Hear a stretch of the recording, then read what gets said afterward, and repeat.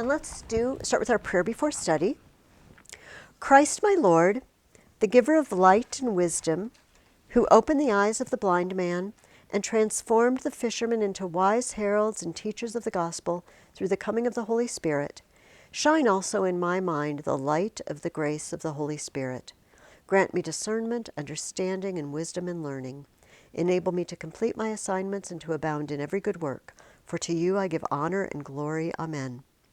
Most blessed Lord, send the grace of your Holy Spirit on me to strengthen me, that I may learn well the subject I am about to study, and by it become a better person, for your glory, the comfort of my family, and the benefit of your church and our nation. Amen. All right. Give me your sentences.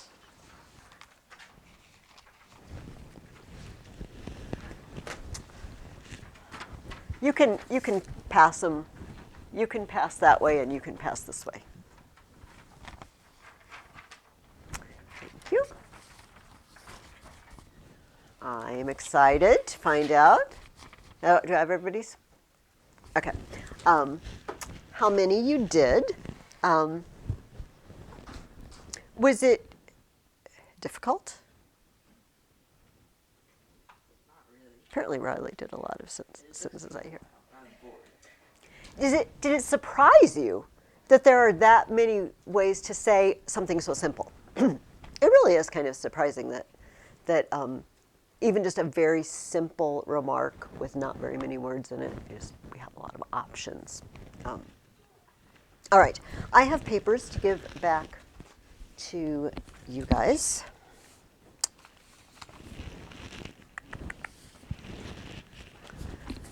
See if I have any. Okay, again, I put, advice on some of them. If I thought there was something you could do to up your game a little bit. Oh, here's our Elliot. Oh, 2 Elliots. Okay. And remember sometimes that the advice or me engaging with it is not, it can be a compliment. It's not an insult, because it means, oh, your writing was so good. Now you should do this with it. But me not saying things is also not an insult. Okay, let me see. Let's save this for later. I want to look at some artwork. And interestingly, we met Leonardo da Vinci again in our reading for this week. And the first question I asked you, and we really talked about this a couple weeks ago, what did Da Vinci do with his time besides paint? Your question should be on page 53.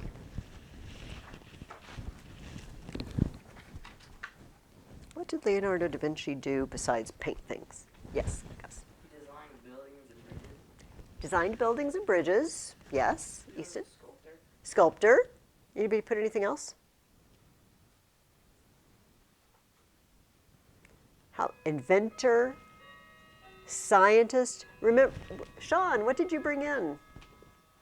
The Da Vinci thing. No, the few weeks ago. What was it you brought in? It was one of those flying mechanisms. Okay, he tried to invent new things like the flying machine that Sean brought in. Now, what was most of this chapter that you read about?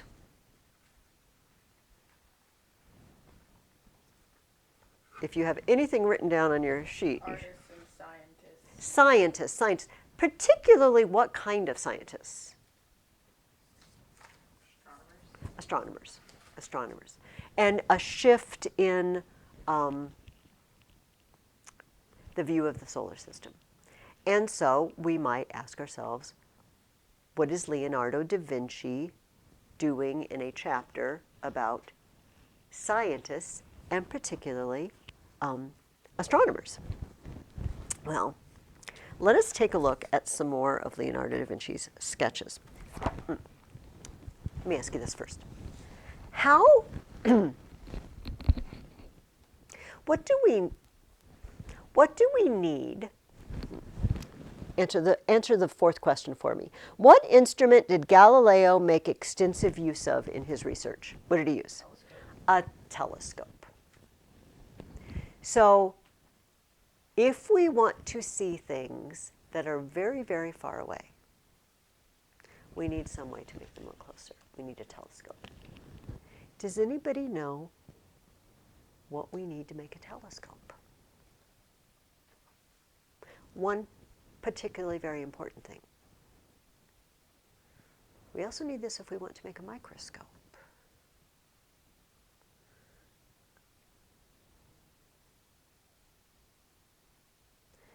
How do things look bigger? I mean, I'm looking through that piece of glass and nothing looks bigger to me. It's like mirrors kind of reflecting off each other. Okay, often there are mirrors reflecting, but I have, in my bathroom, the medicine cabinet is really weird. If you open a door, it's got mirrors on the inside, it's got mirrors in the back, so you can do, it's really nice if you're doing your hair, you know, because you can see the back. But you can arrange it so that you see yourself on and on and on and on and on. Mm-hmm. But I'm really still the same size. I mean, as it goes farther away, maybe I look smaller, but it's not magnifying me to the point where I look bigger or making me smaller. What is it that we use?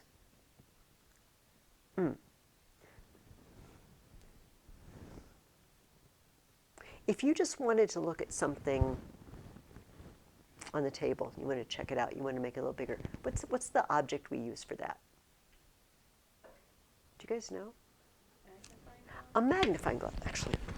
Hang on, this is the, here, I'm afraid to walk away because I don't.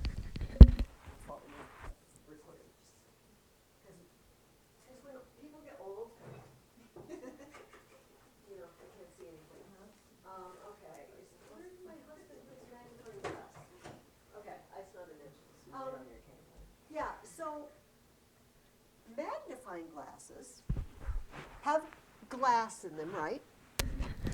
And it makes things bigger, but that glass doesn't make things bigger.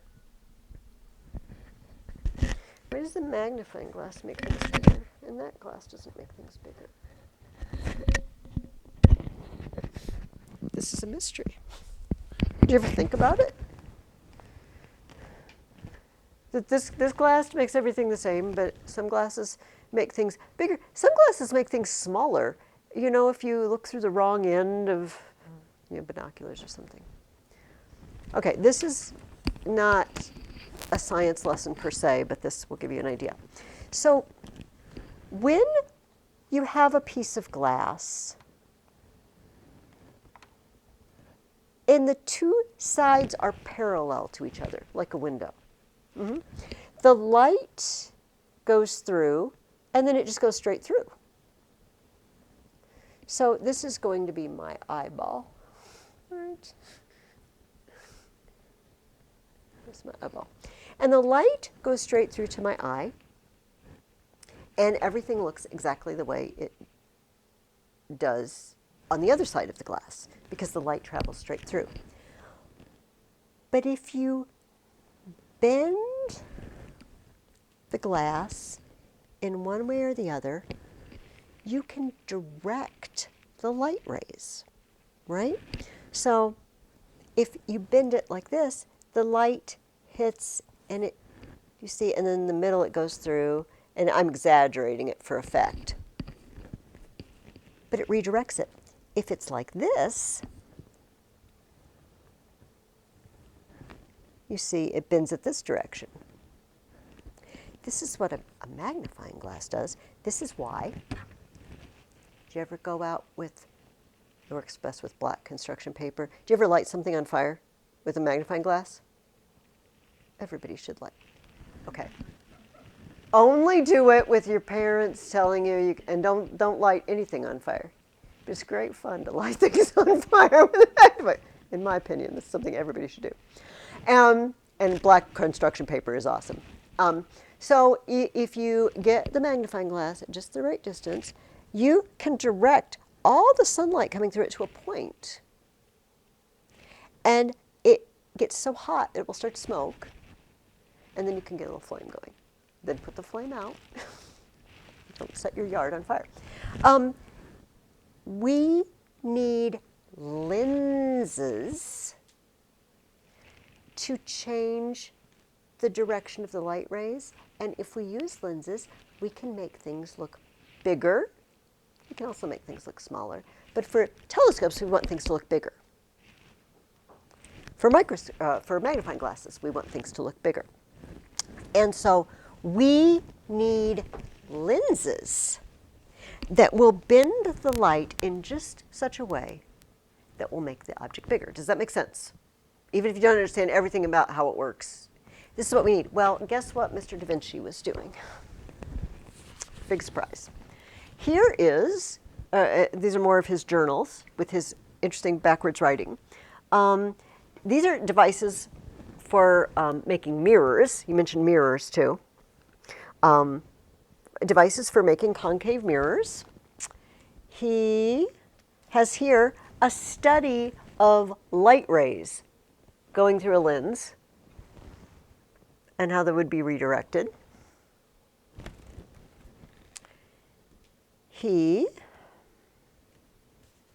also, here, I'm gonna come around with this. This is his study of space. Study of just what he could see with his naked eye, not with a telescope. See planets, moon, not planets, because we can't really see the planets very well without a telescope. Being a guy who's interested in everything, he's also interested in the relationship between the moon and the earth, various stars. So this is how he comes into play here. Now, I want to backtrack just a minute. Well, actually, I'm not going to backtrack because I've already started this. We'll go look at our art later. According to Leonardo da Vinci, what is the mother of stupidity? I like this. What is it, Gus? Shortcuts. Yeah, shortcuts. That's not the impatience, which is why we take shortcuts, right? Impatience. What does that mean? Why would that be the mother of stupidity? What do you think, Houston? Okay. When we get impatient, have we all done it? Have we all gotten impatient and hurried and done something and messed it up? I think this is pretty common. And then, does it save you time? No, because what do you have to do? Go back and fix it. You have to go back and do it again. And so when we're impatient,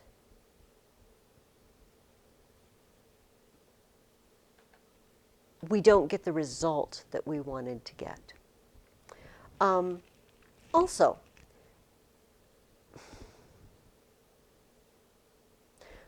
when you want to learn something, okay, what's the opposite of stupidity? Let's go with that. Intelligence. Intelligence. Knowing things. Learning things. Okay? If we want to learn things and know things, can you learn them all in one day? Can you do your whole math book for the year in one day? Even if you could sit down and you're not going to eat or sleep or do anything, you're just going to go through the whole math book, you're not going to get up from your chair until you do every problem. How well are you going to know it when you get up and leave? If you spent 48 hours, 72 hours, however, if you didn't eat or sleep. Okay, I've learned all of that. Is that the way learning works? What does it take for us to learn things? What do we need? If we can't do it all at once, what do we need?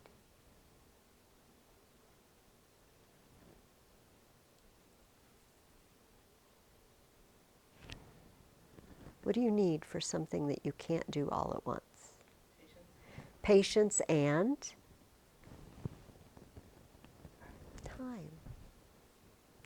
time. Any of you ever read the book From the Mixed Up Files of Mrs. Basil E. Frankweiler? Do you? Nobody ever reads this book anymore. But E.L. Konigsberg. Okay, so it involves two kids that run away from home. Don't run away from home. These kids do, and they decide to hide in the Metropolitan Museum of Art in New York City. And then they just hide in the bathroom when they close the museum. And they just live there.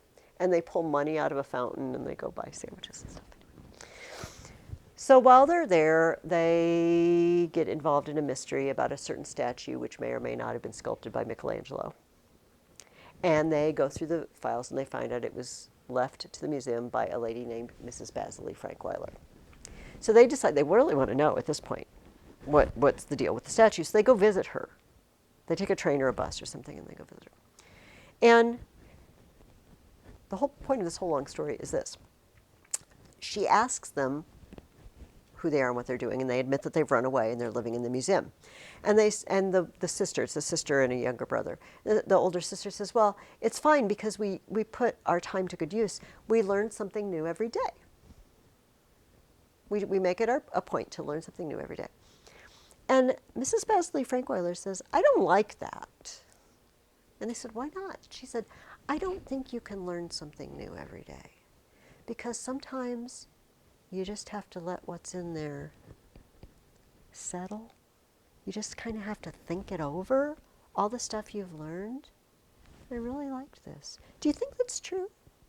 Do you ever look back at something you thought you knew and you review it and you thought, oh, I understand much better now. It just took a little time.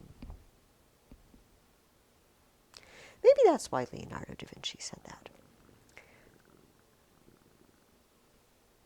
However, I wish he'd spent a little more,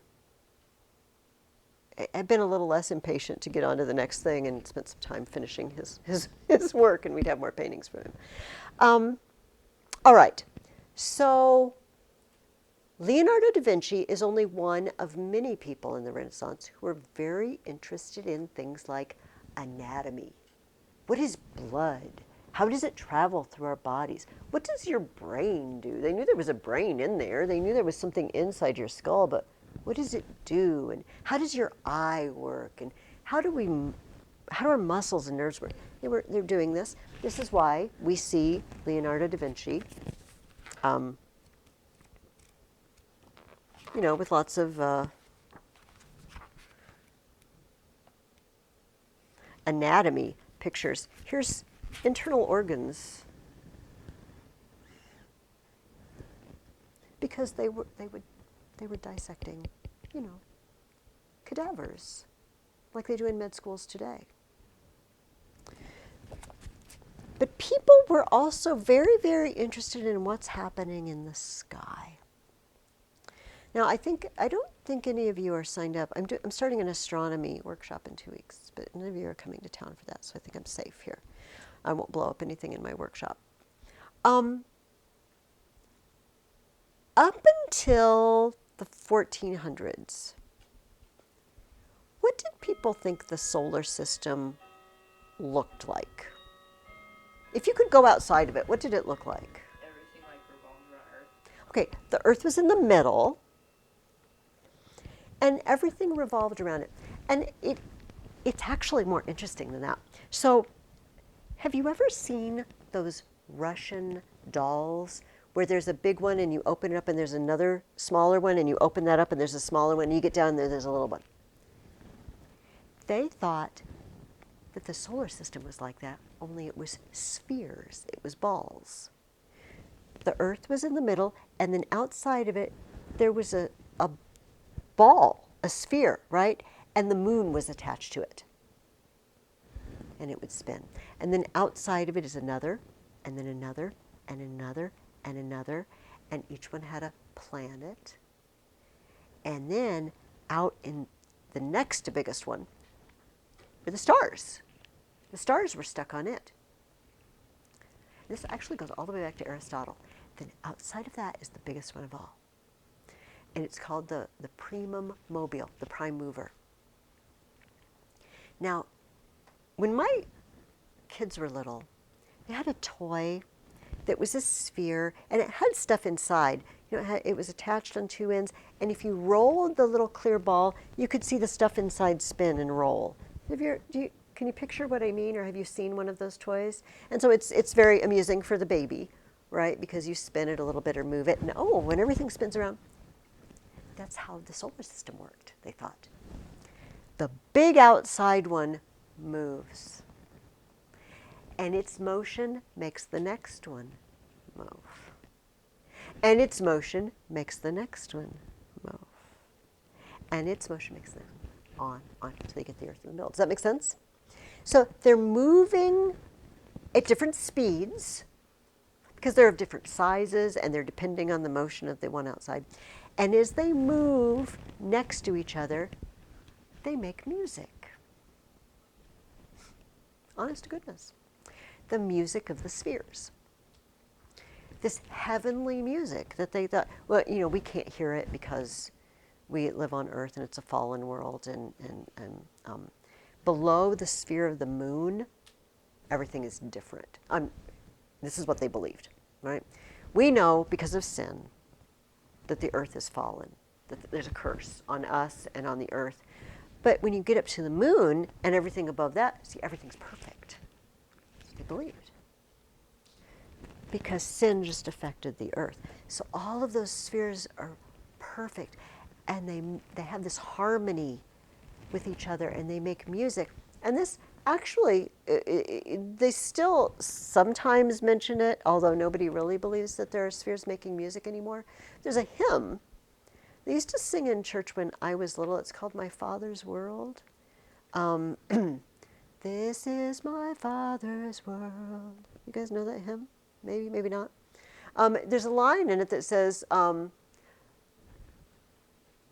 the heaven sings and round me rings the music of the spheres, is a line in My Father's World.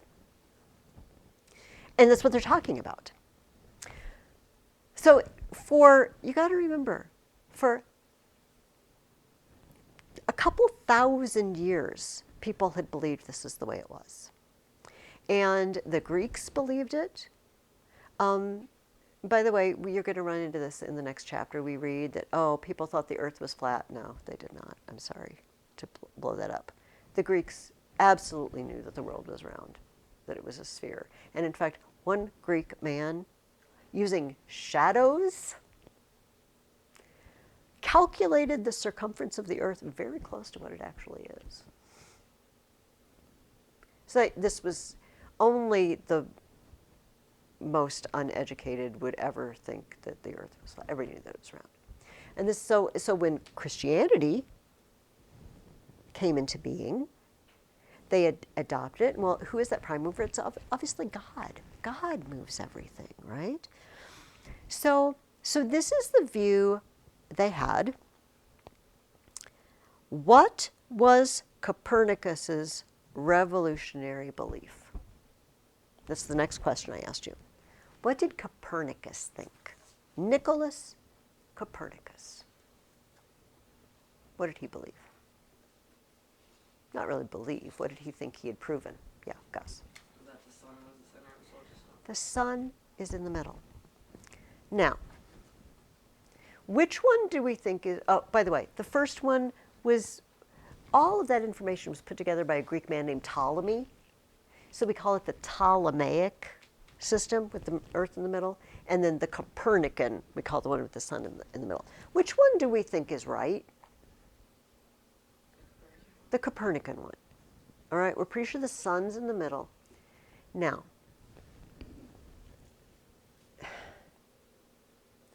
all of those people who believed in the Ptolemaic system for a couple thousand years, were they just stupid?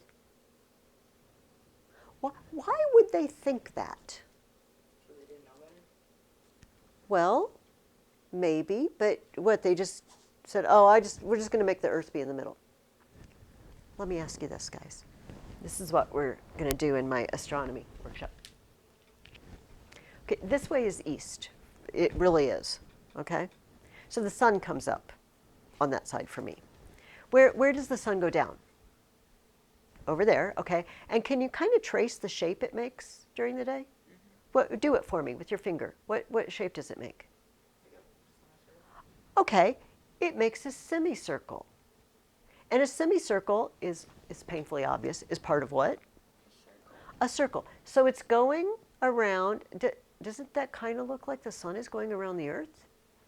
Can't you picture that it goes here, and then it goes under, and then it comes back here? How does the moon move across the sky at night? Have you ever watched the moon? What does the moon do? Goes in a semicircle. Okay. Is there anything else in the sky that moves in the night? Stars move somewhat. Stars move. If you look at the stars when you go to bed, if you find stars or you find a constellation, and then you get up at 3 a.m. or 4 a.m., you're not going to be in the same place. And guess what? They move like this. What? So when you say they didn't know any better, if I went outside and looked at the sky, I would come to the conclusion that everything is moving around me, because that's what it does. And you know, we know that the earth spins. We know things. This is true.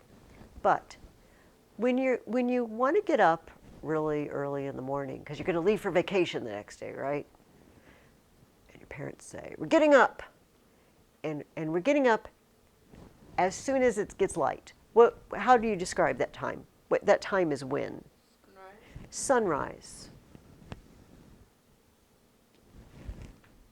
But we just said the sun doesn't really rise. It's just, we still call it that, right? And sunset.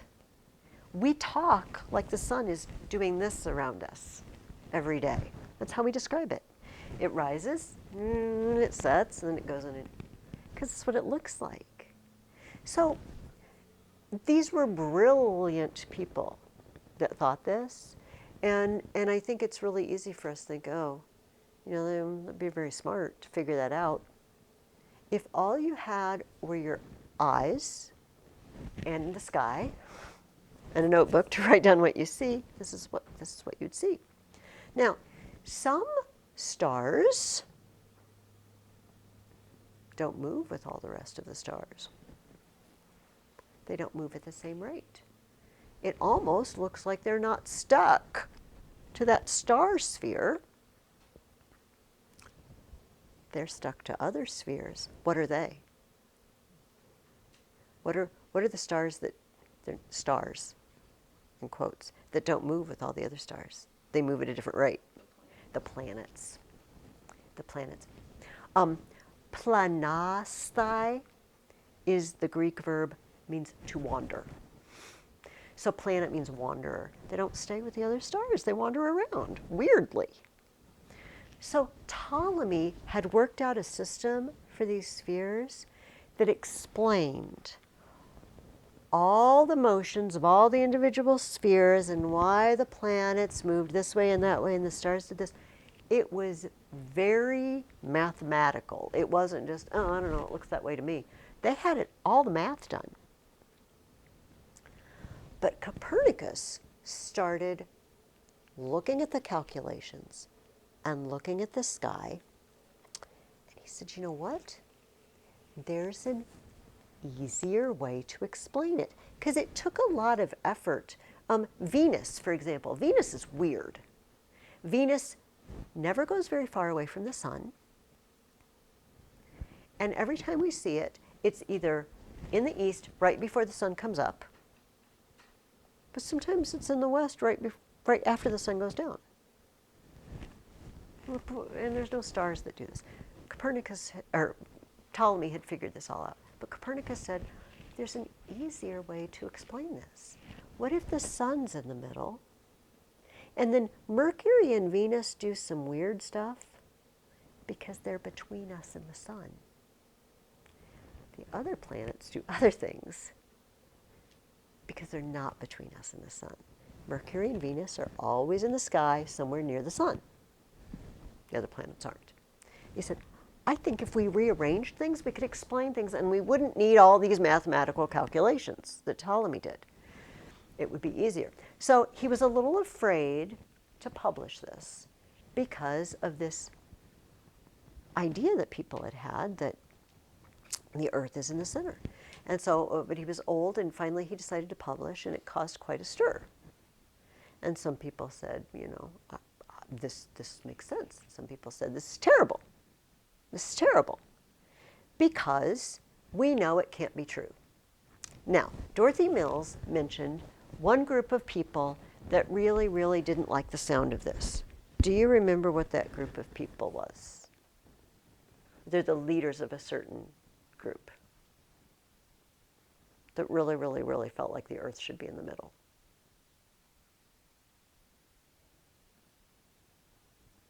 Who was it that got mad at Galileo?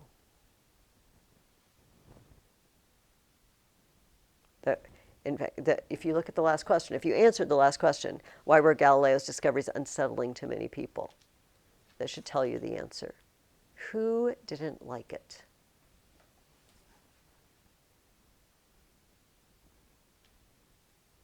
What did you say? The churches? The church. The church didn't like it. Now, you might think, that seems odd. Well, here's the thing. Here's one example. You might remember that in the Old Testament, Joshua took over leadership of Israel after Moses died. And there was a nearby group of people, Canaanites, that pretended they were from far away, and they dressed up in really old clothes, and they said, oh, please be our allies, and they didn't ask God. They said, okay, we will. And then they found out they were just their neighbors that God had told them to wipe out, the Gibeonites. And the Gibeonites said, well, too late. You've already made an alliance with us. If we get attacked, you have to fight. And then Gibeon got attacked. So Joshua marched out to fight. And he was winning and winning and winning. And he was doing great. But the problem was the sun. It was getting dark. And it's hard to fight in the dark. It doesn't go well. It's hard to see who are your friends and who are your enemies and who you ought to stab, you know. And so he prayed, O sun, stand still over Gibeon. O moon, over the valley of Ajalon, until I have, wreaked vengeance on my enemies.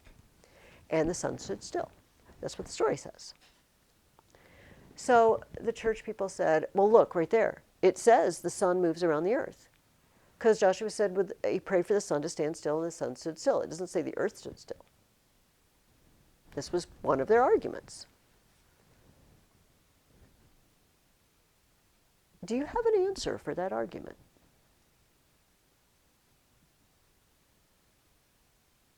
What if somebody came up to you and said, you know what, it has to be an absolute lie that the earth moves around the sun because it says in the Bible that the sun stood still. It doesn't say the earth stood still.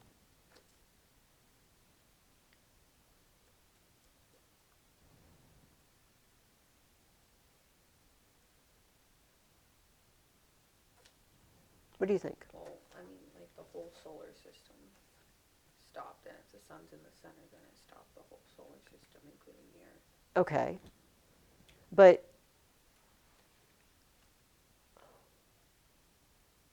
well, you wouldn't have to stop the whole. If we knew the Earth was rotating, then if the Earth just stopped rotating briefly.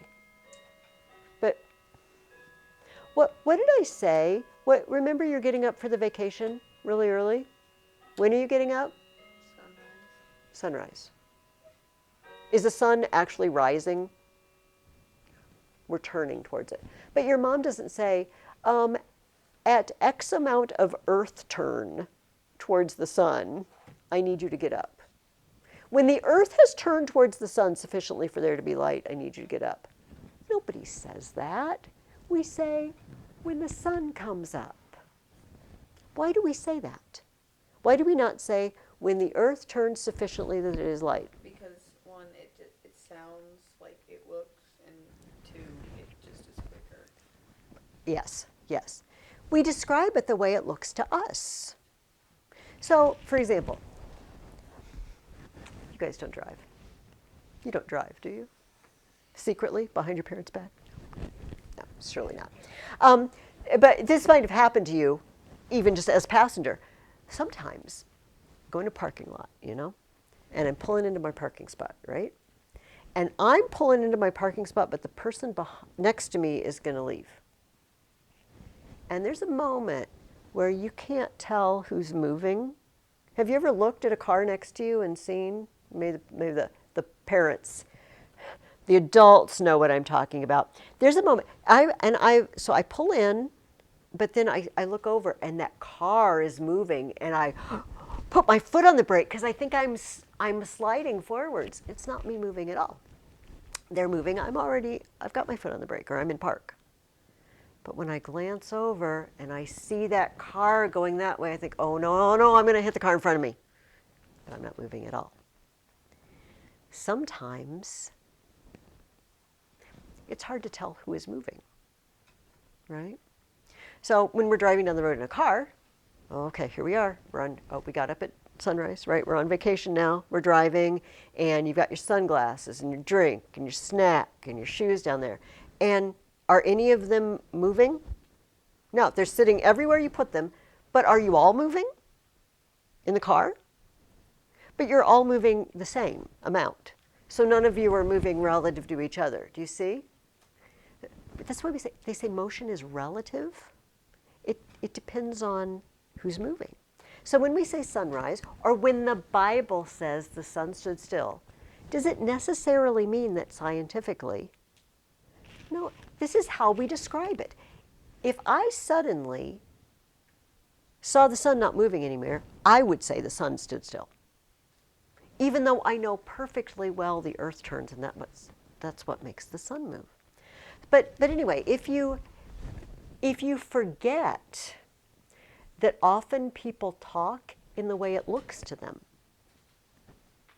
you get upset about these things. So anyway, they were very upset about this, the leaders of the church.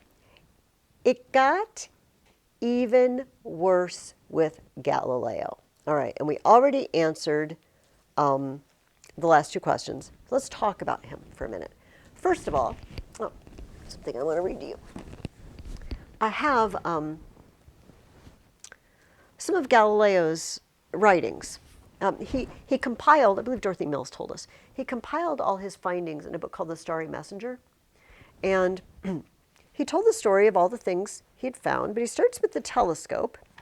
He says, about 10 months ago, a report reached my ears that a Dutchman had constructed a telescope, by the aid of which visible objects, although at a great distance from the eye of the observer, were seen distinctly as if near. And some proofs of its most powerful performances were reported, which some gave credence to, but others contradicted. A few days after, I received confirmation of the report in a letter from Paris, which finally determined me to give myself up first to inquire into the principle of the telescope, and then to consider the means by which I might compass the invention of a similar instrument.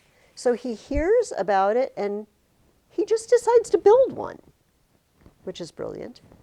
He says, which I succeeded in doing through deep study of the theory of refraction.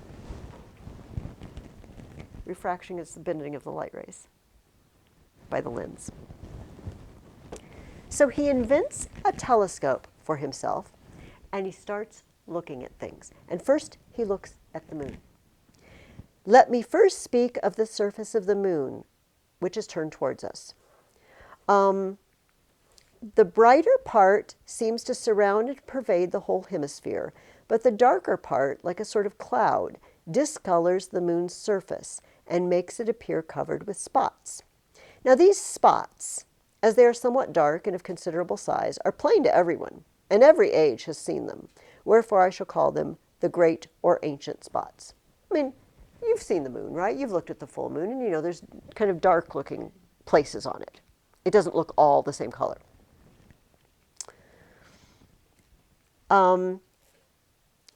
I'm going to call them the great or ancient spots to distinguish them from other spots, smaller in size, but so thickly scattered that they sprinkle the whole surface of the moon, but especially the brighter portion of it.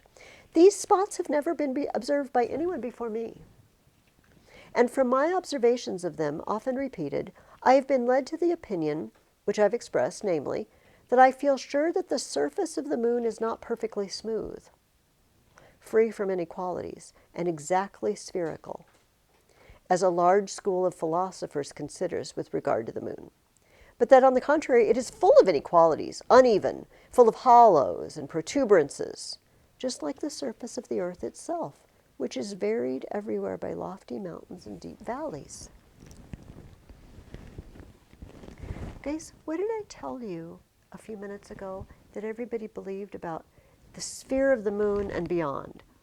The earth isn't so great, but what's it like out there? Everything is, we're marred by sin, but everything out there is perfect. And then Galileo says, you know what? The moon has a bunch of marks all over it. It's got valleys and mountains. It's not perfectly smooth and nice and perfect. It's all pitted. Okay, this was the first thing that really got people. Then he started looking at the planets. Now, they had, long before they had identified the planets, this is why the planets have the names of Greek gods and Roman gods, right? Because they knew about them. So he starts, here, just let me draw it and then I'll hold the whole thing up for you. Well, is that how I want to do it? No. Where do I want to go? We're going to put it here, in Elliot's chair that he's not using. Okay. So, he looks at the sky, all right?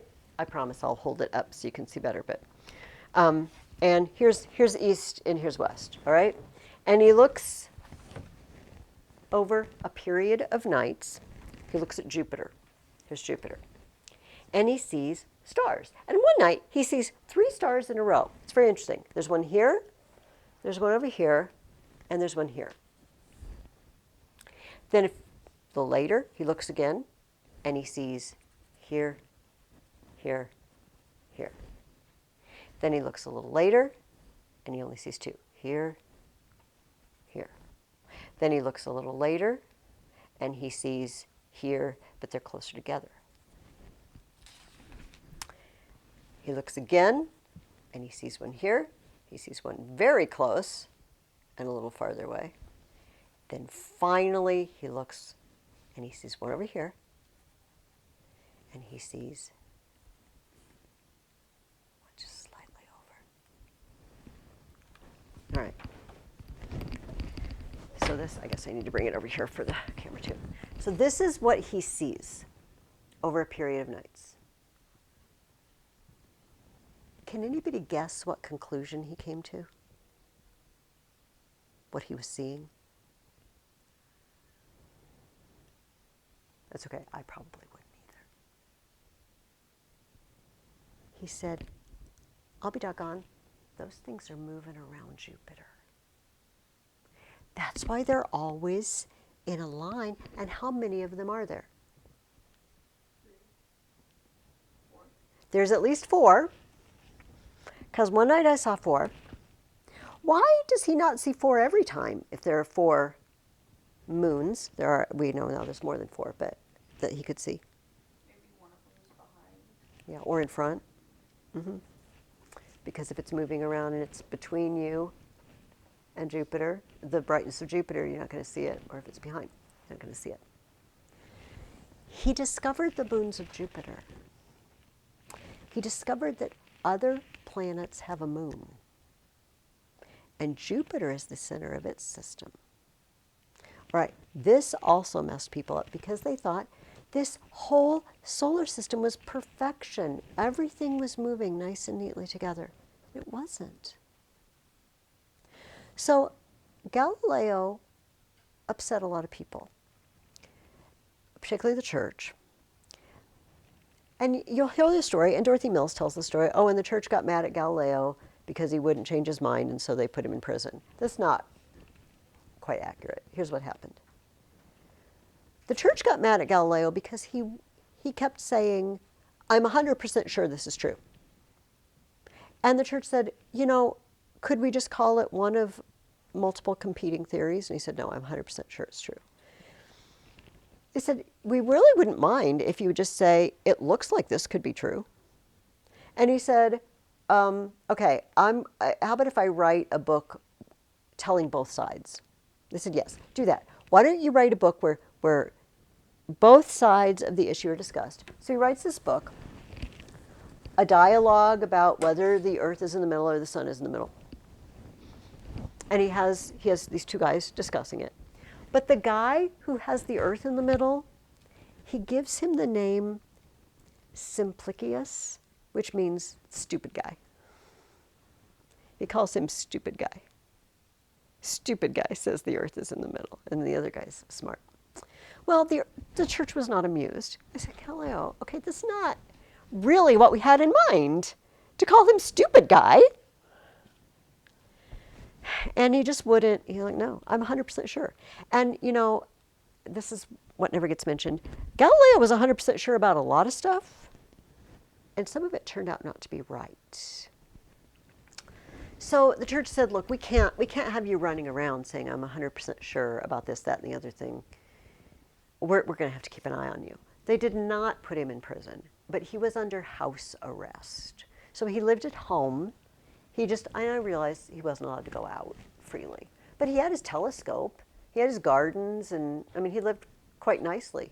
Quite frankly, sometimes being under house arrest doesn't sound too bad to me. I kind of wish I could just, you know, I'm not allowed to go out, sorry. And he continued his research. So some of it he brought on himself. Many years later, the church has officially pardoned Galileo and said that he was right about a lot of things. The reason I bring this up is because it's often thrown out, oh, the medieval church, there's a bunch of stupid people in the church. And sometimes it's used to make Christianity look stupid. And it was Galileo's attitude more than it was the information. But it was rather jarring to discover that everything outside of the earth isn't perfect. All right, I'm going to leave it there. Do you guys have any comments, questions? So we don't meet next week, right? Next week is our spring break. So everything I'm giving you to do is for 2 weeks from now. I'll see you 2 weeks from today. But for 2 weeks from today, we're going to read the next chapter, chapter 10, which is about the voyages of discovery. And so remember, this is all happening at the same time. At the same time that people are coming and saying, you know, there's a whole couple of continents over across the Atlantic Ocean, and we've discovered how far South Africa goes, and somebody has sailed around the world, and all this stuff is happening at the same time that people are making telescopes and looking up in the sky and saying, oh my goodness, did you know Jupiter has moons? It just must have been a scary time to live, because you just never knew what you were going to find out the next day. So keep that in mind. It's all happening about the same time. So I want you to read that. That's your first assignment. I'm going to have you write a paper. And I've decided, you know, we've written a lot of papers. You've done a lot of writing for me. And I do give advice, you know, when I give back your paper. But there's another step in writing a paper that's really important, and that is looking at what we've written and tweaking it and rewriting it. So we're not going to write very many more papers for the rest of the year, but we're going to write a couple of papers, and we're going to work on making them the best paper we can make. Now, for some of you like Grace that handwrites your paper, this kind of stinks because that means complete rewriting. For some of you that type, it might seem easy, but I really urge you to take a printed out copy and manually edit. You not just do it on the computer. It's a very different process to just do it on the computer. It's a different thought process. So we are going to put together what I've been promising you, a complete paper which is a response to a book. We've done parts of it. We've written about characters, right? We've written about conflicts. We've written about settings and mood. We're going to write a paper where we're going to put it all together. And I want you to think about this paper as being your first draft of the paper, right? I'm going to edit them and I'm going to help us. We're going to come out with the best response to literature paper that we can possibly write. So I have made an outline for you guys, and I'm going to go over the outline. I've told you everything to write. Everything's on here except the actual words that you're going to write. The whole outline is here, all the parts, everything I'm looking for. So if you bring your paper and oh, where's the whatever, you really don't have an excuse because it's all here, right? But let's go over it together. Here, would you, actually, you can take some and you can take some. I think there's going to be, well, Elliot's missing, so there is going to be an extra. I need to send him his. By the way, the book you're going to respond to is The Fellowship of the Ring. I realize that The Fellowship of the Ring is part one of a trilogy, but we can also look at it as a complete book in its own right. There's a reason he stopped the story there and they published it, you know, The Two Towers in the next book. So let's just treat The Fellowship of the Ring as a story, all right, in and of itself. What are we going to do? First of all, we're going to write an introduction. We know what goes in an introduction. We've done this before. First of all, catch my attention. Ask me a question. Give me a command. Give me a very brief story. Something that makes me really want to keep reading. I need to know the title of this book. I need to know the author of this book. I also need to know what type of story it is. Now, can you guys get your reading guide and turn with me to page 74.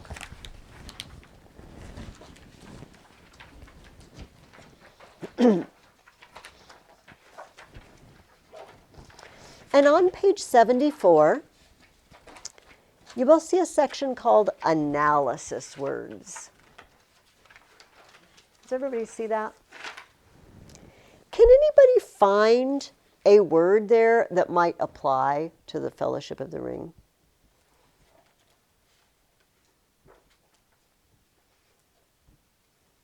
Adventure? It's an adventure story, all right?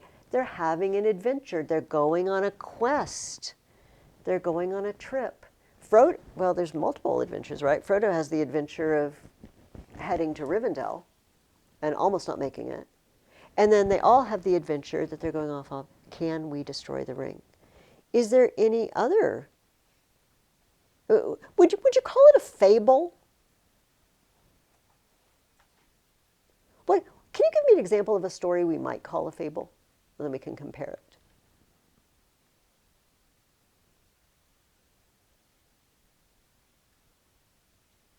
What's a story that we would call a fable? I know you know a bunch of them, because there was a Greek guy that wrote a bunch of them. And I know you've read a bunch of them.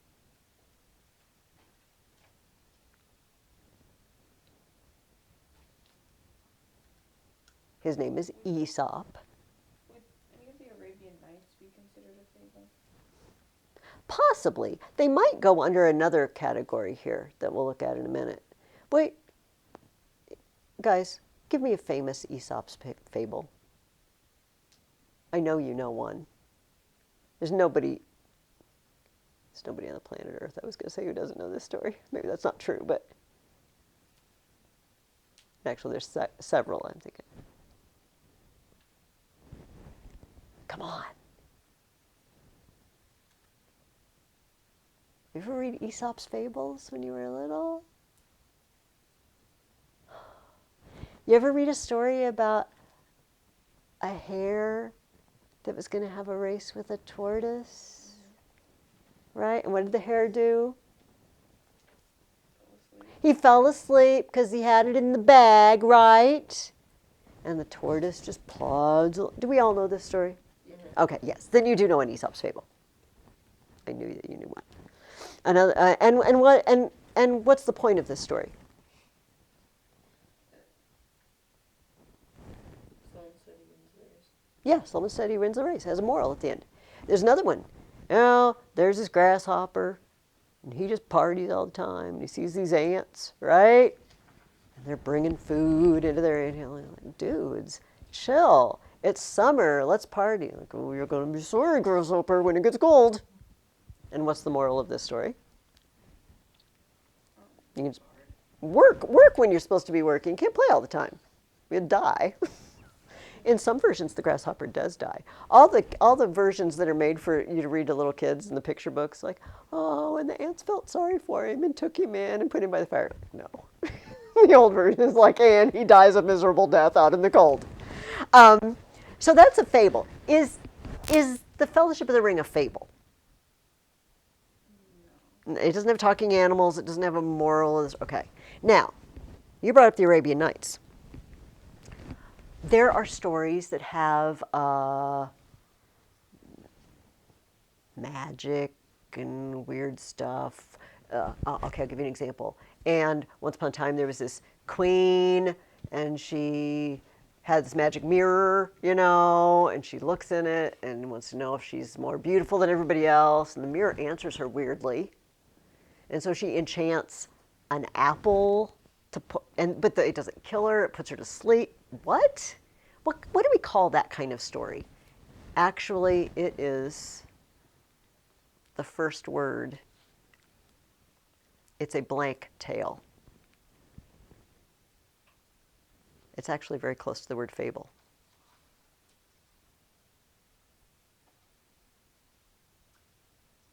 What do we call that?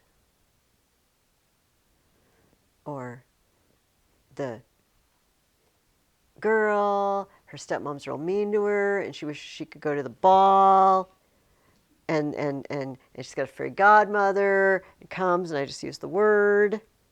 Fairy tale. Fairy tale. It's a fairy tale. Is the Fellowship of the Ring a fairy tale? It doesn't give you that vibe, does it? Okay. Is it, okay, this is very obvious. Is it a Western? Wouldn't that be cool, though? If we did a Western version of the Fellowship of the Ring, they're all like on horses with the cowboy hats. What genre? What kind of story is this? What is a word what kind of book is it? It's not a romance, even though Aragorn and Arwen are engaged, apparently. It's not a romance. Adventure. It's an adventure. Is it science fiction? Is it like Star Wars? No, it's not. See, this word doesn't happen to be on the list. Quest. It's a quest. Oh, there's another word that's on epic. It's an epic quest. It's epic because they're going to save the world, right? That makes it pretty epic. It's a fantasy. But all of this, adventure, epic, fantasy, all of these words describe it. So that's what I mean by what kind of story is it?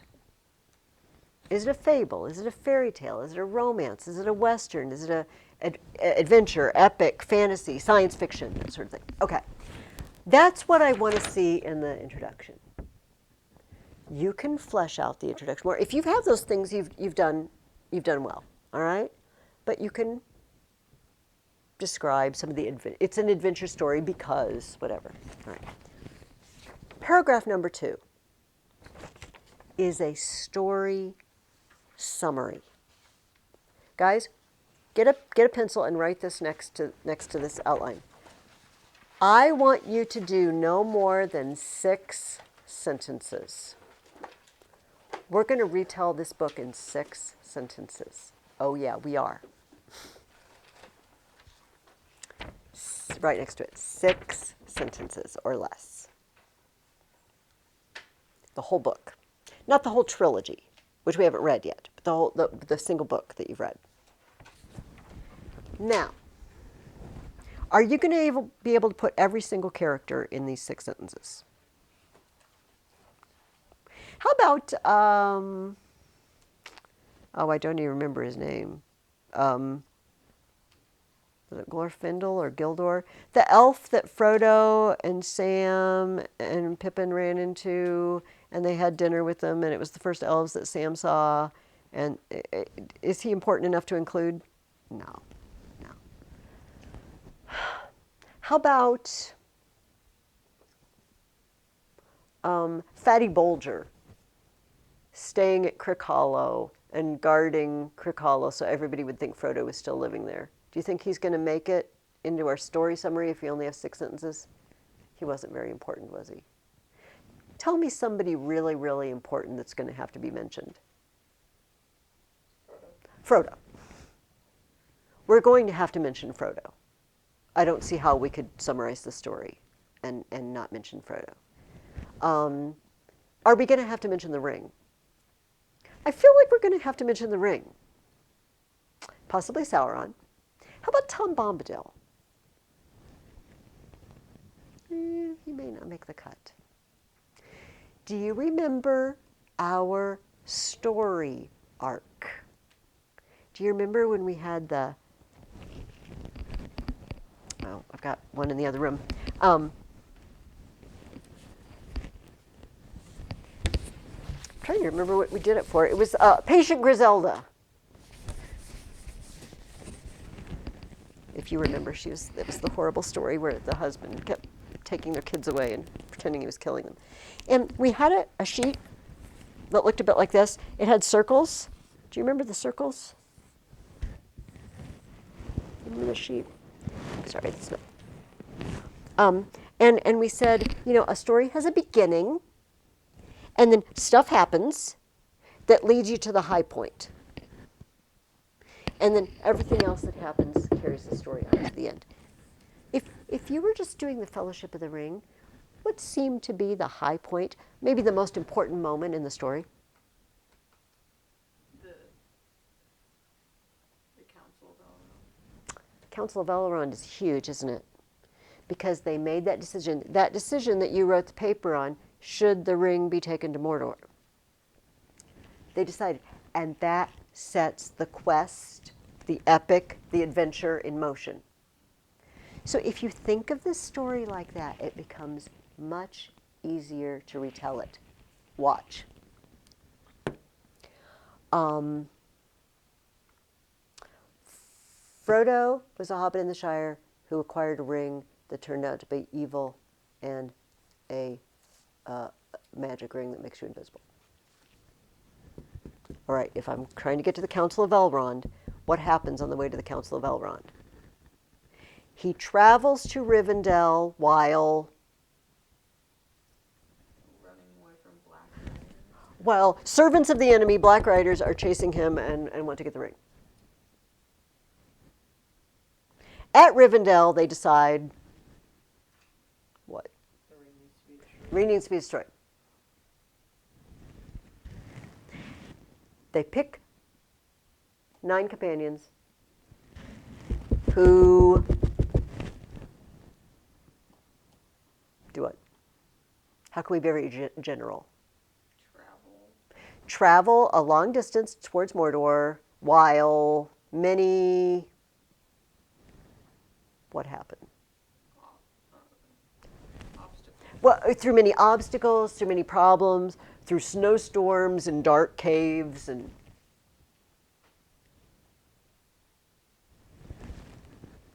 Finally, Frodo decides what at the end? What does Frodo decide at the end, Gianna? To go to Mordor by himself. To go by himself because the ring is just too dangerous for him to stay with the others. He puts them in danger. You see, we just did it. 1, 2, 3, 4, 5. I think we just did it in 5. Does that make sense to you guys? Yours doesn't need to sound like that. And maybe you'll think a high point, maybe you think losing Gandalf is a turning point. Because everything now, Aragorn says, oh, I don't know what Gandalf wanted to do after this. I don't know what his plan was later on. We're just going to have to wing it. You don't have to say that was the high point. You could argue that it's another one. But if you think of a story like that, it becomes much easier to summarize it. Does that make sense to you guys? Because if I just handed you a book and said, okay, give me a 6-sentence summary, you just stare blankly at the page. I would. Unless I have some way to organize it. And if you organize it, okay, what was happening at the beginning? Describe it briefly in a sentence.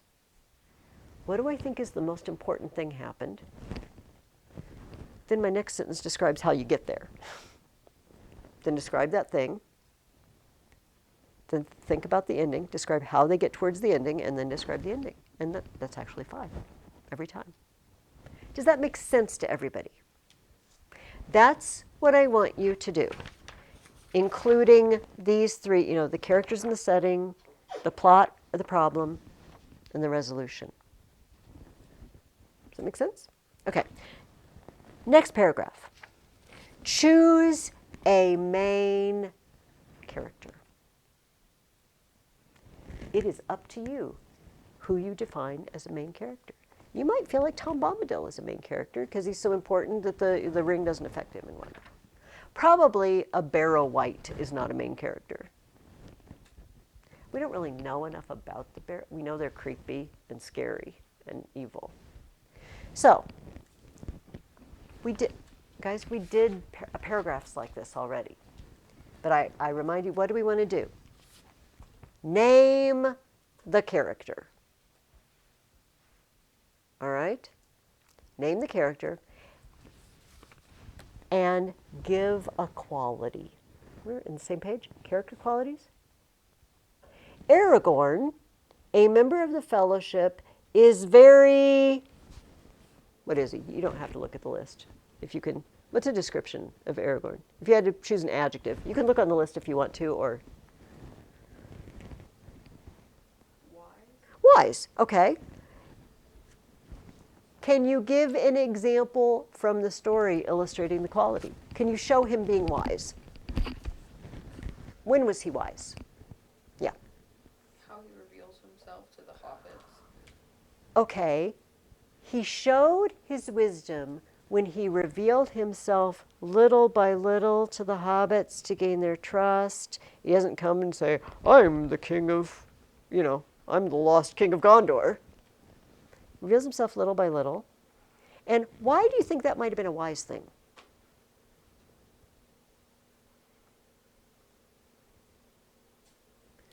Yeah.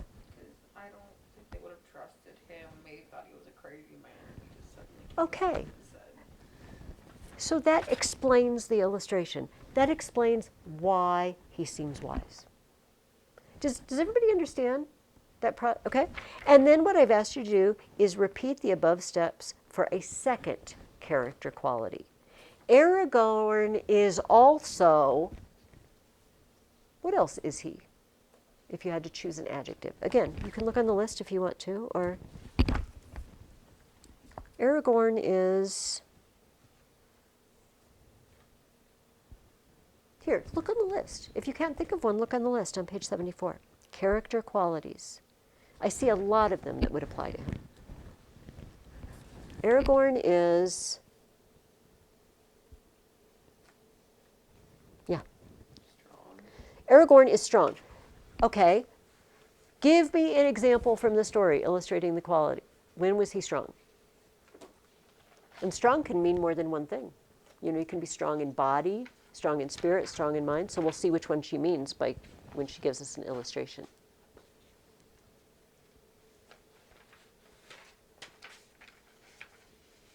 Can you be helper? Can you think of a time when Aragorn was strong in any way? It can be any of those strengths.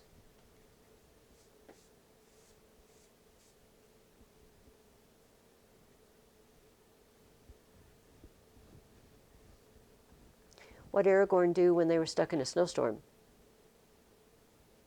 How to get the hobbits out?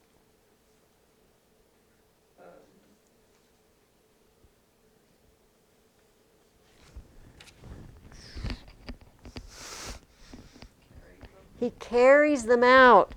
Have you ever walked through deep snow? It's hard to walk through deep snow. Aragorn was very strong. He showed this when he carried the hobbits to safety through the deep snow on the mountainside, because it's really, really hard to walk through deep snow, and he was probably really tired already because he'd been through a snowstorm and been walking for a long time. That explains the illustration. What if I wanted to say Aragorn is strong in spirit, strong-willed? Can you think of something that Aragorn doesn't try to do that he could easily do? Take the ring. Take the ring. Aragorn is strong-willed and has a strong spirit because he never tries to convince Frodo to give him the ring. And let's explain the illustration. We know that the ring has a lot of power and influence and can make people do things they wouldn't normally do, because it did it to Boromir. And it did it to Saruman, and he didn't have the ring. So Aragorn must be really strong. You see, then I explained it. It's not difficult. Just go through those steps twice. Pick a character and then pick a quality. Show me an example. Explain why that example is an example of that, and then do it again. Does everybody understand that? Okay. Then the next paragraph. Choose another topic to discuss of your choice. You can choose another character and just do the same thing again. If you think that's easy and you're getting good at that, just do that. If you really liked talking about conflict, remember our paragraph about conflict. What do they want? Who's stopping them? And why are they stopping them? And how do they get it? You can describe a conflict or two. You could pick a setting. We just did a setting chapter. You have, on page 73, a whole section with questions about setting and mood. You get to choose. Does that make sense to everybody? And I have there, if you pick character, just do the same thing you did in topic A. If you choose one of the others, use the questions there in the writing about literature. And then a conclusion. Restate your two topics. The two characters that you talked about, or the character and the setting, the character and the conflict. Give your personal feelings about the book. Example, I enjoyed, or I did not enjoy, this story because. It has to have a because. And because I just didn't. That's not a reason. And then tell which of those two topics you chose seems most important for the story and why you think it's important. That's what I'm looking for. Are there any questions at all? Does this seem clear? Okay? If you end up starting working on it and you have a question and you don't know what to do, email me. I'm not going anywhere over break. We're just all taking a little break so we can slow down and rest up. But I'm not going anywhere. So I'll see your email within 24 hours. And if we can talk on the phone. And I'll talk it over with you. And I'll help you think of ideas. I will give you any help you want or need. Okay? I want all your figures of speech, all the ones we've been doing, but no new ones. All right? Because this is a major undertaking. Any questions at all? Are we good? All right. So work on that over break. The last thing that you're going to do over break is read the next 4 chapters. I believe, where's my thing? Chapters 5 through 9. Put it on here. Of the Two Towers. However, remember, 5 through 9. Feel free to read more if you want. That's just the amount I've been giving you each week, but you've got 2 weeks. If you end up reading ahead, you're just ahead, then good for you, and you don't have to read as much later. And that's a win. But that's the part we're going to talk about next time. All right, let us spend a little bit of time talking about the part that we read in the Two Towers. How do you feel about Boromir? Is he a villain or is he a hero? Or is he somewhere in between? What do you think, Gianna? I think he's a hero personally, because it definitely some dark work was at hand when he tried to attack. Yeah. He wasn't himself. However, okay, let's remember Boromir at the Council of Elrond. What was Boromir's attitude when he found out about the ring? What did he say they should do? Does anybody remember? What do you think, Gus? Yeah, let's keep the ring. Let's keep the ring and use it as a weapon and fight. We can take Sauron out if we have this. And he had a hard time understanding why they wouldn't do that. And they tried to explain to him, look, it's evil. Everything that it touches, it affects for evil. We can't do that. Gandalf says, even I'm not strong enough for that. So we know,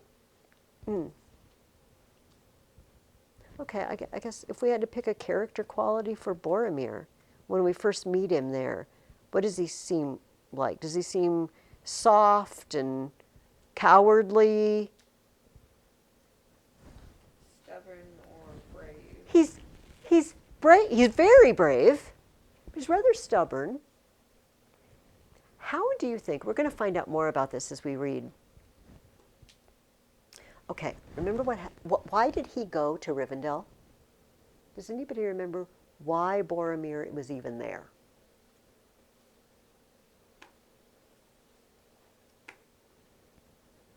Something had happened back at home, and they sent him.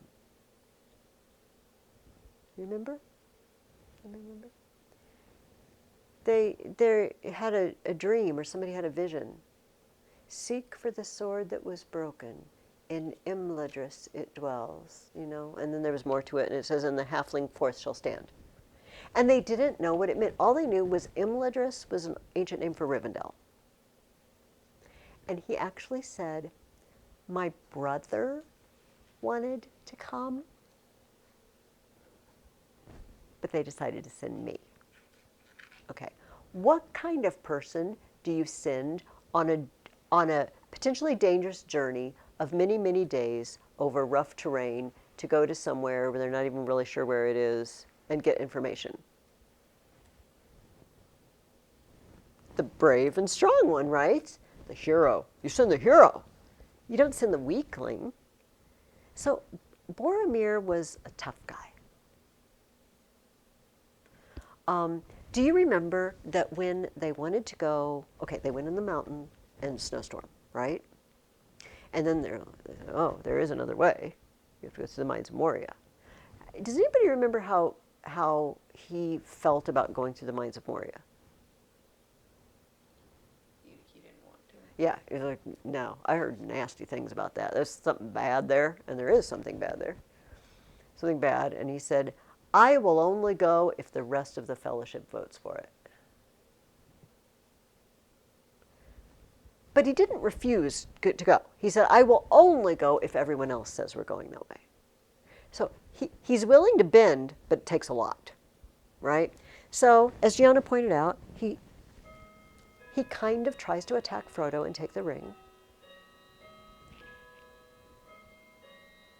And should we blame him for this?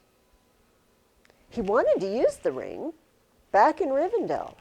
So that part of me says, yes, I want to blame him for this.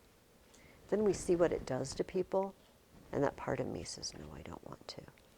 Well, Frodo runs off, and here's how the Two Towers begins. We find Boromir full of arrows because orcs attacked them and carried off the halflings. And of course, they don't know that Frodo and Sam had already crossed the river in the boat. All Aragorn, when he finds Boromir, knows is Boromir was trying to defend them.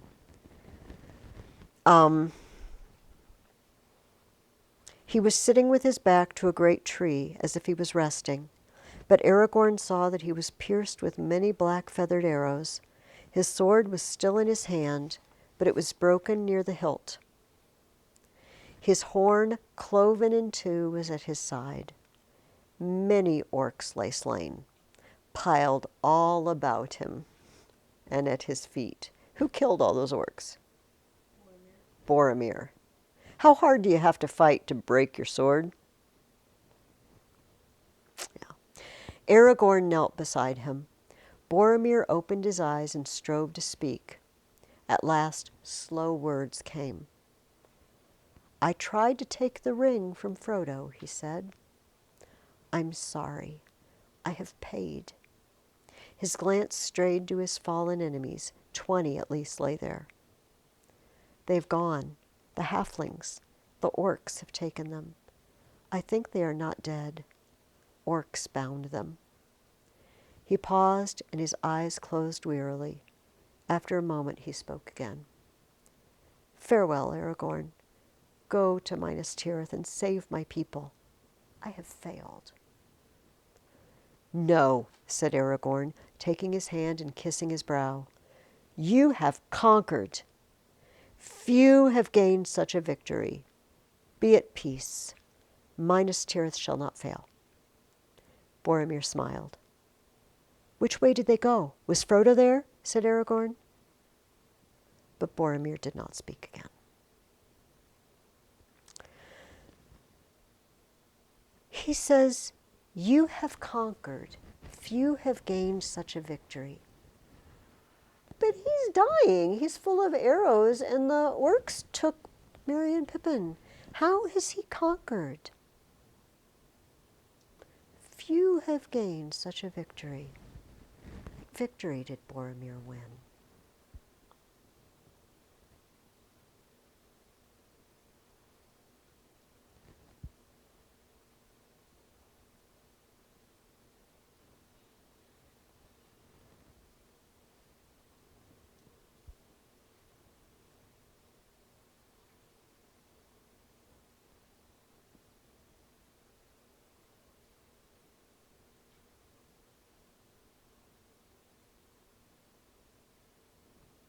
What do you think?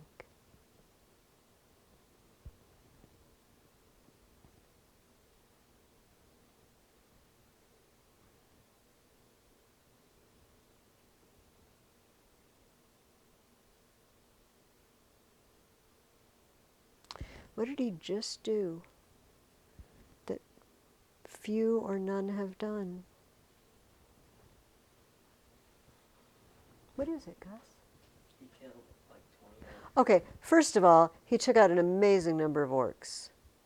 That alone is quite a victory, but it's not, it's an accomplishment. But I wonder if it's a victory. You kind of have to be the winner to be the victor, don't you?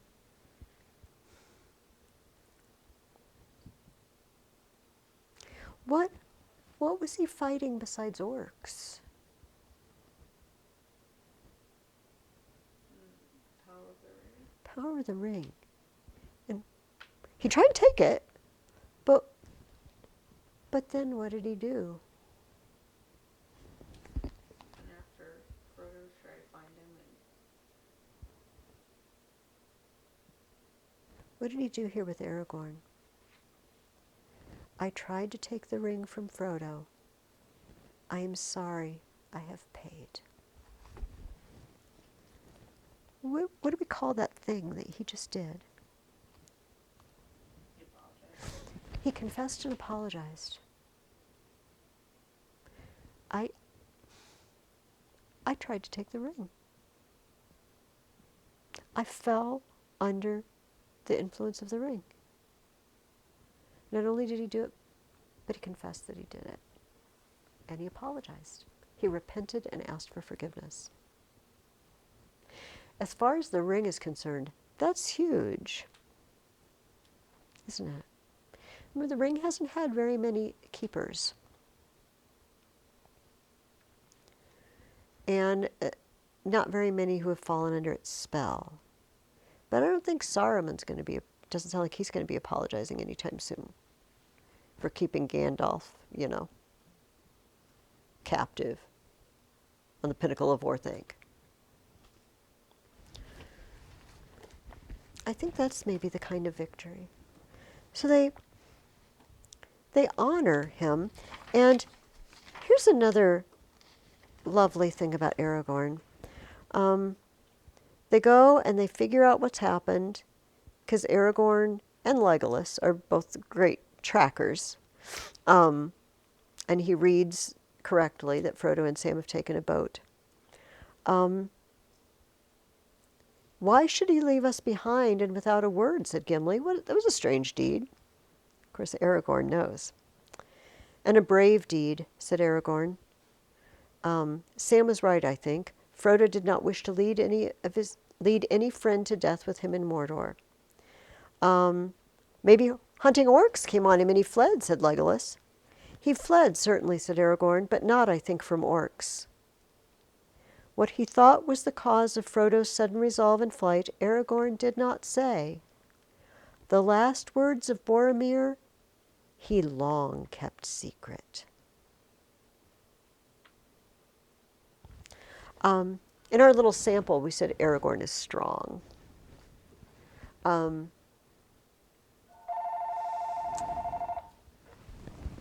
Here, just let me, it's just the library telling me I've got a book.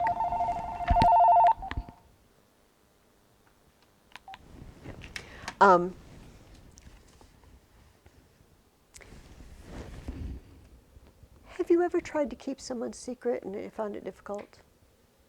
Have you ever had a secret and you really wanted to tell someone? Maybe not.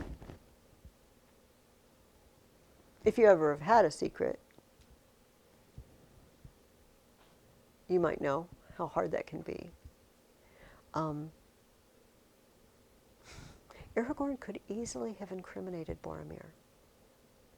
Well, Boromir told me that the last words of Boromir he long kept secret. He doesn't want to make him look bad. Okay, let's talk more about this Aragorn. They go on the hunt, right? They decide, what are we going to do? Who are we going to follow? I don't know what we can do for Frodo anymore, but we could save Merry and Pippin, maybe. So they head out, and they encounter the riders of Rohan, Éomer, and the riders of the Mark, and startle them. And he tells them that they're hunting orcs. Aragorn threw back his cloak. The elven sheath glittered as he grasped it, and the bright blade of Andúril shone like a sudden flame as he swept it out. Elendil, he cried, I am Aragorn, son of Arathorn, and am called Elisar, the Elfstone, Dúnadan, the heir of Isildur, Elendil's son of Gondor. Here is the sword that was broken and is forged again. Will you aid me or thwart me? Choose swiftly. Remember the picture. All these guys are sitting on horses and they all have weapons. And there's 3 of them standing on the ground. And Aragorn flips back his cloak and introduces himself and says to them, are you going to help me or stand in my way? Who is Aragorn? Who is Aragorn? Let's make sure this is a plot point. Who is he? He's the king of Gondor. He's the king. The kings have been in exile all these years because they haven't been strong enough to come back and stand up against Sauron. This is his moment. His great-great-great-great-great-grandpa was Isildur, who cut the ring off Sauron's hand. And here he is, he's back. Does he always look like that? Does he always look like a king? Did he look like a king at Butterburs in Bree? No. Barlaman, Butterbur. Remember that, what he said, Aragorn said at the Council of Elrond?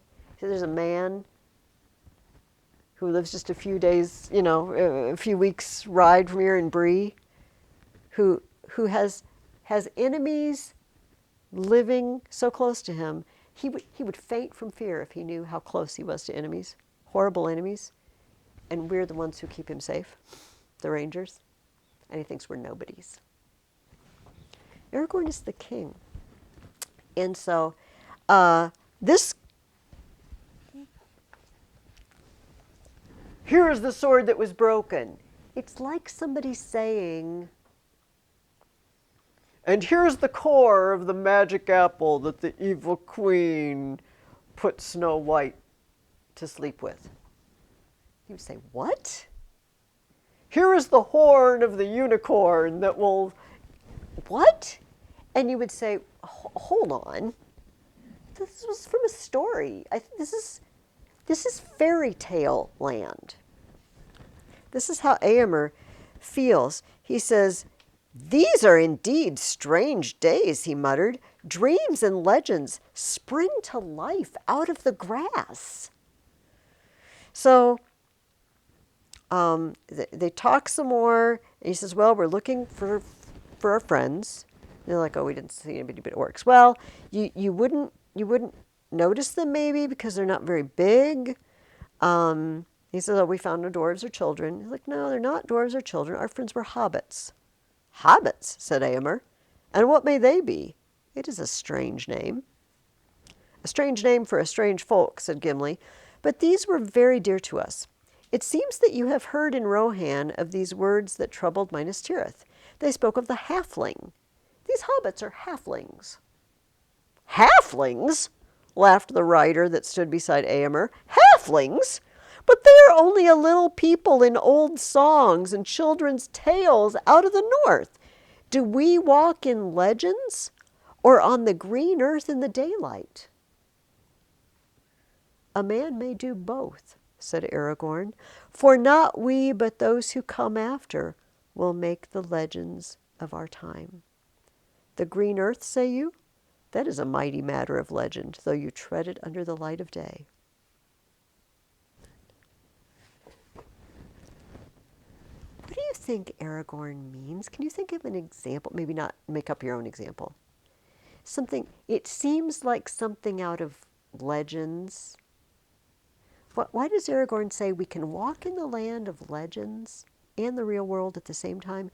Because the people who come after make the legends.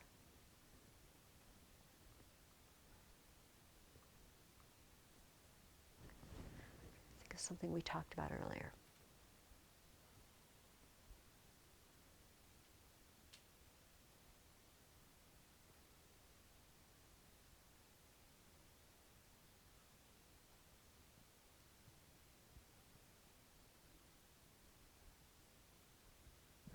Okay, well, this isn't a very good example, but we'll go with it. So I'm going to go to Pompeii. You all know about Pompeii, right? Vesuvius erupted in 79 AD, buried Pompeii and Herculaneum. I've always wanted to go there. And this, I've been reading about this my whole life. You guys all know about it. It's legendary, if you know what I mean. It's Vesuvius and the volcano, and it's got all this hype around it, and people tell stories about it. But yet, there was a day when that really happened. And the people said, what? We're dying in a volcanic eruption? That's like something out of a story. But it's really happening to me. The things in stories, a lot of them, once upon a time, they really happened. Does that make sense? Knights and castles and suits of armor. It's very fairy tale-ish. And King Arthur and the Knights of the Round Table. But once upon a time, there were actually people walking around in that armor. And if they'd known what was going to come after, they would have said, we're the stuff of legends. We're legendary, walking around in our armor and our swords. We might be living in legendary times right now. We don't know. The people who come after us will make the legends. So they're taken away. What? The sword that was broken and the halflings? You guys are nuts. But once upon a time, these were normal things. There was a sword that was broken, and there are halflings. Okay. Anyway, I got to let you go. I heard the ringing. Any questions, comments? You know where to find me, and you know how to find me. If you have any questions or comments over the next couple weeks, we'll see you 2 weeks from today. Have a nice break. Don't take a total break, though. Work on your paper.